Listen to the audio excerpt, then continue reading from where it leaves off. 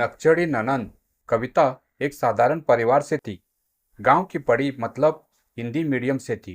कविता की शादी जिस परिवार में हुई तब तो ठीक था, लेकिन सासू माँ को अपनी बेटी सुमन की पढ़ाई पर बहुत नाज था। कविता की शादी अरेंज मैरिज हुई थी, तो घर के किसी भी सदस्य के बारे में कुछ भी नहीं पता था, लेकिन कविता का पति अमन ने अपनी छोटी बहन के बारे में बता दिया था। कविता, एक बात सुनो। कविता तुरंत बोली, जी बताइए, क्या बात है? अमन ने बोला, देखो, मेरी बहन सुमन थोड़ी नकचड़ी है। उसके मुंह कम ही लगना। वो कब और किस बात पर गुस्सा हो जाएगी तुम्हें पता भी नहीं चलेगा। कविता ने बोला, ठीक है, मुझे तो डर लग रहा है। अमन ने तुरंत बोला, तुम खुद भी कुछ मत कहना। उसे जो बोलना है बोले, उससे तुम्हें कोई लेना देना नहीं है। कविता को सुमन से डर लगने लगा। बेचारी कविता डर बस बोल ही नहीं पाती थी। एक दिन पढ़ाई से संबंधित कोई बात छिड़ गई तो सासू माँ ने बोला, अरे उससे कोई पार पाएगा? अरे मेरी सुमन साइंस से पढ़ी है या एमएससी की है। सुमन और अहंकार से सर ऊंचा कर के बोलने लगी। तब तक अमन आ गया। अरे सुमन, पता है हम फेल हो गए और तुम पास हो गई थी, लेकिन हिंदी में सबसे ज्यादा नंबर है। तो कविता के हाई स्कूल में भी, इंटर में भी। इतना सुनते ही सुमन को मानो क्या हो गया। सुमन तोड़ फोड़ करने लगी। अरे आज बीबी का नंबर दिख रहा है, हमने क्लास में टॉप किया था, वो भी साइंस से। कविता भाभी गांव की पढ़ी लिखी, वो हिंदी मीडियम। अरे मेरे एक भी सवाल का जवाब दे दे तो जानू। हद है, एक इंग्लिश मीडियम और एक हिंदी मीडियम से पढ़ी छात्र को बराबर कैसे को मान सकता है? सबका अपना अपना क्षेत्र होता है। छोटी होने के नाते माँ पिता की दुलारी थी। अगर कविता और अमन शॉपिंग के लिए जाते तो पहले सुमन को तैयार करते थे, फिर जाते थे। सबसे पहले सुमन की शॉपिंग होती थी, फिर घर के बाकी सदस्यों की शॉपिंग होती थी। सबको डर बना रहता था कि कहीं सुमन को बुरा ना लगे। लेकिन जब शादी ढूंढनी शुरू हुई तो पिता ने समझाया कि देखो, ये तुम्हारा मायका है, यहाँ पर हर कोई तुम्हारा सहता है, लेकिन क्या ससुराल में इस तरह कोई सह कर रह पाएगा? अपनी भाभी कविता को देखो, तुम इतना बोलती हो, फिर भी अमन से कहकर तुम्हें हर जगह ले जाती है। अमन नहीं ले जाना चाहता क्योंकि उसे भी अपनी पत्नी के साथ अकेले में समय बिताने का हक है, और वो चाहता भी है। क्या तुम भी इस तरह बर्दाश्त कर पाओगी? बेटी, अब अपने अंदर सुधार लाओ। अब वह वक्त आ गया है कि तुम अपनी माँ आयर भाभी से कुछ सीखो। हालांकि यह बात भी सुमन को बुरी लगी, लेकिन अपने कमरे में जाकर काफी देर तक लेटी रही। कमरे से बाहर नहीं निकली तो माँ परेशान कि कविता ने कुछ कह दिया होगा। सासू माँ कविता को जाकर खूब खरी खोटी सुनाई। तुम्हें मेरी सुमन नहीं पसंद है तो उससे बोलती क्यों हो? अब तो वो कुछ ही दिन की मेहमान है, पता नहीं कैसे लोग मिलेंगे, कैसे रहेगी। अरे बहू, कुछ दिन तो ढंग से रह लेने दो, उसकी खुशी तुमसे देखी नहीं जाती। कविता अपनी सफाई में बस इतना ही बोले जा रही थी। क्या हुआ? सुमन दीदी को तो हमने कुछ भी नहीं किया, कहाँ है? तब तक सुमन को अपनी गलतियों का एहसास हो ही गया था। अपनी माँ को भाभी कविता को डांटने से रोका और बोला, अरे माँ, तुम भी ना हर बार भाभी को ही दोषी मानती हो। वो मेरी तरह मुझे पापा ने एहसास करवा दिया। अब आज से ही मैं अपने अंदर बदलाव लाऊंगी। भाभी, मुझे माफ कर देना, मुझसे बहुत सारी गलतियां हुई है। दोनों एक दूसरे के गले लगकर रोने लगी और धीरे धीरे सुमन के अंदर काफी बदलाव आया। सुमन की शादी हुई, सुमन अपने ससुराल गई, लेकिन एक दूसरे की बेस्ट फ्रेंड बनी रही। अच्छा हुआ जो पिताजी ने समझाया। ये बात तो माँ जी को चाहिए, लेकिन वो तो सर पर बिठा रखी थी। देर से ही सही, भला जो हुआ अच्छा हुआ। लेकिन सुमन सुखी नहीं थी। सुमन की चार ननंद और चारों का बहुत ही खुरापती दिमाग था। सुमन अपनी भाभी कविता से बताती थी, माँ पिता से नहीं बताती कि माँ पिताजी बहुत दुखी होंगे। अब अपने किए का पछतावा हो रहा था।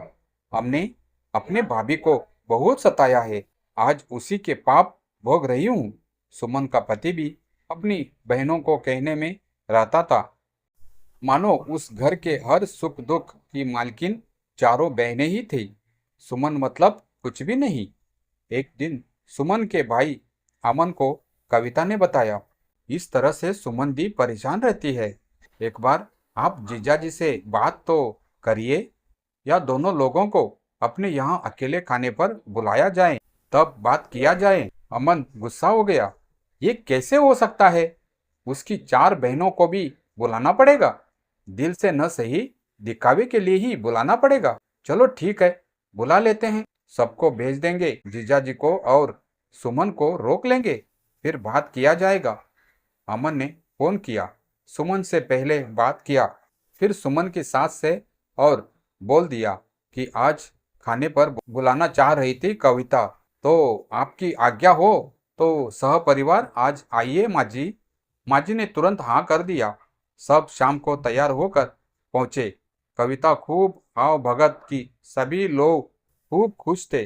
अब जाने की बारी आई तो सासू माँ ने बोला, अरे सुमन, चलोगी भी कि यही रहने का इरादा है?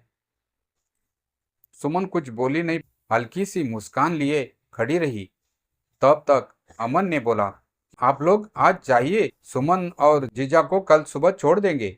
माँ तो अच्छा बनने का चक्कर में बोल दिया। ठीक है, लेकिन बहनें मानने को तैयार नहीं हुई। लेकिन बहुत कहने सुनने के बाद सब तैयार हुई।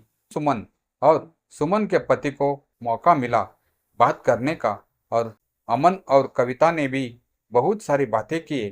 थोड़ी बहुत समझ में आया। सुमन ने बोला, यहाँ आप बोल रहे हैं, दीदी के सामने बोलने की हिम्मत नहीं होती है। दुर्गेश को कुछ पता ही नहीं रहता था। दुर्गेश के सामने माँ बेटी बहुत ही प्यार से अमन के साथ पेश आती थी, इससे कभी आभास ही नहीं कर पाया। अब इतनी बड़ी बात ससुराल में गए पता चला, थोड़ा क्रोध आया, लेकिन सब खत्म करके सुमन का साथ देने को राजी हुआ। सुमन का पति दुर्गेश ने बोला कि अब हमने बोल दिया ना कि मेरी जिम्मेदारी है, फिर तुम क्यों बोल रही हो? तुमने ये सब हमें बताया क्यों नहीं? सुमन ने बोला, कैसे और कब बताऊं? हर वक्त पहरा लगा रहता है, दरवाजे पर आंखें गड़ी रहती थी, कान लगाए सब छिपी रहती थी। आपने खुद कभी जानने की कोशिश की मैं दुखी क्यों हूँ या मेरा मूड ऑफ क्यों है?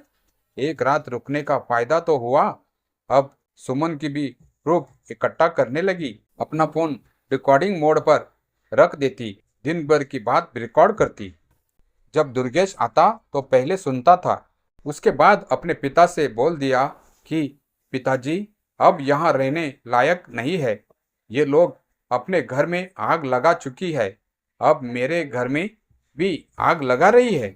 इन लोगों का मायका तो नहीं छोड़वाना है, लेकिन सुमन को लेकर मैं अब इस घर में नहीं रहूंगा। शाम को ही सुमन को लेकर उसके मायके छोड़ दिया, फिर किराए का मकान लिया, फिर सुमन को लेकर आया। सुमन अपने नए किराए के घर में आई तो मन में अजीब सी राहत भी थी और डर भी। राहत इस बात की कि अब रोज रोज के तानों और निगाहों से छुटकारा मिला। डर इस बात का कि अब सब कुछ खुद संभालना होगा, घर भी, रिश्ते भी और समाज की बातें भी। कविता पहली बार भाभी से मिलकर बोली, दीदी देखिए, अब वक्त आपको ही मजबूत बनने का है। जो गलतियां आपने मायके में की थी वही ससुराल में न दोहराइए। अब आपके पास अवसर है कि आप अपने रिश्ते को अपने बलबूते पर संवारे, और मैं हर पल आपके साथ हूँ। सुमन की आंखों से आंसू छलक पड़े। भाभी, आज समझ रही हूँ कि आपने जो सहा वो गलत था। मैंने भी आपको तंग किया, शायद आज मेरे साथ वही हो रहा है, लेकिन अब मैं सब्र और समझ से काम लूंगी। दुर्गेश, जो पहले अपनी बहनों की बातों में रहता था, अब धीरे धीरे सुमन की तकलीफ समझने लगा। हर रात जब वह रिकॉर्डिंग सुनता तो सोचता, मैं तो अंधा बना रहा, मेरी पत्नी अकेली कितनी यातना झेल रही थी।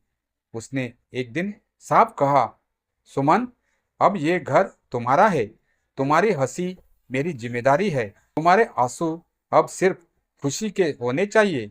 सुमन पहली बार अपने पति की बाहों में सुकून से रोई। चारों ननदें और उनकी माँ समाज में बातें बनाने लगी। देखो, बहू तो घर छोड़ ले गई, बेटा भी उसके चक्कर में बिगड़ गया। लेकिन इस बार दुर्गेश चुप नहीं रहा। उसने रिश्तेदारों के सामने कहा, अगर घर तोड़ने का दोष देना है तो उन बहनों को दो जिन्होंने मेरे घर का चैन छीन लिया। मेरे पति ने तो बस मेरा साथ चाहा।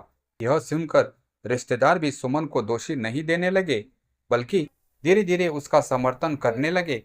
किराए के घर में रहते हुए सुमन ने छोटे कामों से अपनी पहचान बनाई। उसने ट्यूशन पढ़ाना शुरू किया। धीरे धीरे उसकी पढ़ाई लिखाई का उपयोग बच्चों के जीवन संवारने में होने लगा। कविता अक्सर मिलने आती और कहती, दीदी, अब आपको वही करना है जो आपकी खुशी है। मायके और ससुराल के बीच पीसने की बजाय अपने लिए जीना है। कुछ सालों में सुमन और दुर्गेश का जीवन स्थिर होने लगा। उनकी मेहनत और आपसी विश्वास ने उन्हें और करीब ला दिया। एक दिन सुमन ने कविता से कहा, भाभी, तुम मेरी सबसे बड़ी सीख हो। अगर तुमसे मैंने पहले सीखा होता कि सब्र और समझदारी से रिश्ते निभाने चाहते हैं तो शायद मेरी तकलीफें आधी होती। लेकिन देर से ही सही, अब मैंने समझ लिया है। कविता मुस्कुराई और बोली, दीदी, यही जिंदगी है, गिरकर ही इंसान संभलता है। अब तुम खुद किसी और के लिए मिसाल बनोगी। अब सुमन भी सुखी रहने लगी। इसी तरह पति सपोर्ट करने वाला सबको मिले। जो जैसा करता है उसे वैसे ही वापस मिलता है।